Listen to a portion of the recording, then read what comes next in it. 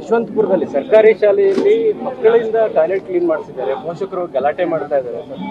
ಯಾವ ಕಾರಣಕ್ಕೂ ನಾನೀಗ 3 ಗಂಟೆಗೆ ಮೀಟಿಂಗ್ ಕರೆದಿದ್ದೀನಿ. ನನಗೆ ವಿಚಾರ ಗೊತ್ತಾಗಿದೆ. 3 ಗಂಟೆಗೆ ಮೀಟಿಂಗ್ ಕರೆದಿದ್ದೀನಿ. ಆಕ್ಚುಯಲ್ ರಿಪೋರ್ಟ್ ತರಿಸ್ಕೊಳ್ತಾ ಇದ್ದೀನಿ. ಯಾರನ್ನೂ ಸ್ಪೇರ್ ಮಾಡೋದಿಲ್ಲ.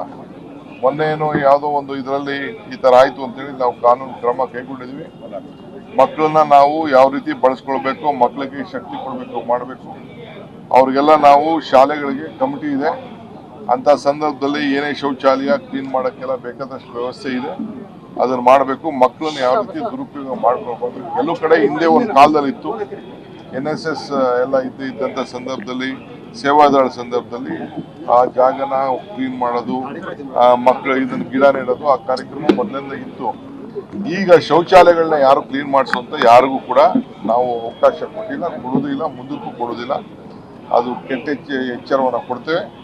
ಏನ್ ಕ್ರಮವನ್ನ ಕೈಗೊಳ್ಳಬೇಕು ನಾವು ಮಾಡ್ತೀವಿ. ಯಶವಂತಪುರದಲ್ಲಿ ಸರ್ಕಾರಿ ಶಾಲೆಯಲ್ಲಿ ಮಕ್ಕಳಿಂದ ಟಾಯ್ಲೆಟ್ ಕ್ಲೀನ್ ಮಾಡಿಸಿದ್ದಾರೆ, ಪೋಷಕರು ಗಲಾಟೆ ಮಾಡ್ತಾ ಇದ್ದಾರೆ. ಯಾವ ಕಾರಣಕ್ಕೂ ನಾನೀಗ 3 ಗಂಟೆಗೆ ಮೀಟಿಂಗ್ ಕರೆದಿದ್ದೀನಿ. ನನಗೆ ವಿಚಾರ ಗೊತ್ತಾಗಿದೆ. 3 ಗಂಟೆಗೆ ಮೀಟಿಂಗ್ ಕರೆದಿದ್ದೀನಿ. ಆಕ್ಚುಯಲ್ ರಿಪೋರ್ಟ್ ತರಿಸ್ಕೊಳ್ತಾ ಇದ್ದೀನಿ. ಯಾರನ್ನೂ ಸ್ಪೇರ್ ಮಾಡೋದಿಲ್ಲ. ಮೊನ್ನೇನೋ ಯಾವುದೋ ಒಂದು ಇದರಲ್ಲಿ ಈ ಥರ ಆಯಿತು ಅಂತೇಳಿ ನಾವು ಕಾನೂನು ಕ್ರಮ ಕೈಗೊಂಡಿದ್ವಿ. ಮಕ್ಕಳನ್ನ ನಾವು ಯಾವ ರೀತಿ ಬಳಸ್ಕೊಳ್ಬೇಕು, ಮಕ್ಕಳಿಗೆ ಶಕ್ತಿ ಕೊಡಬೇಕು, ಮಾಡಬೇಕು. ಅವ್ರಿಗೆಲ್ಲ ನಾವು ಶಾಲೆಗಳಿಗೆ ಕಮಿಟಿ ಇದೆ.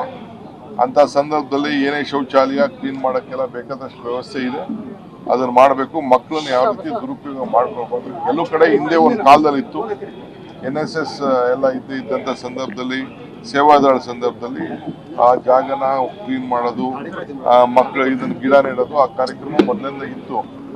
ಈಗ ಶೌಚಾಲಯಗಳನ್ನ ಯಾರು ಕ್ಲೀನ್ ಮಾಡಿಸುವಂತ ಯಾರಿಗೂ ಕೂಡ ನಾವು ಅವಕಾಶ ಕೊಟ್ಟಿಲ್ಲ, ಕೊಡೋದಿಲ್ಲ, ಮುಂದಕ್ಕೂ ಕೊಡೋದಿಲ್ಲ. ಅದು ಕೆಟ್ಟ ಎಚ್ಚರವನ್ನ ಕೊಡ್ತೇವೆ. ಏನ್ ಕ್ರಮವನ್ನ ಕೈಗೊಳ್ಳಬೇಕು ನಾವು ಮಾಡ್ತೀವಿ.